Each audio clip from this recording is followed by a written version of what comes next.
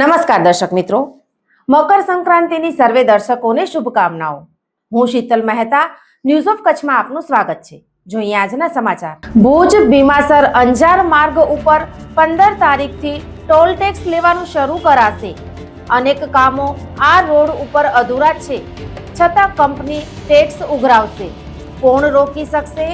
લોકો પૂછે છે। ભુજ અંજાર ભીમાસર માર્ગ પર ટોલ ટેક્સ લેવાનું શરૂ કરાશે। આવતીકાલે 15/1/2026 થી વાહનો પાસેથી ટોલ ટેક્સ વસૂલવાનું શરૂ કરાશે। કુકમા અને વરસામેડી નજીક રાષ્ટ્રીય ધોરીમાર્ગ પર આવેલા ટોલ બૂથ પરથી ટોલ ટેક્સ લેવામાં આવશે। હજુ સુધી માર્ગનું કામ પૂર્ણ થયું નથી, છતાં ટોલ બૂથ શરૂ કરવામાં આવશે। કુકમા રેલવે ક્રોસિંગ, વરસામેડી ઓવરબ્રિજનું કામ હજુ પણ અધૂરું।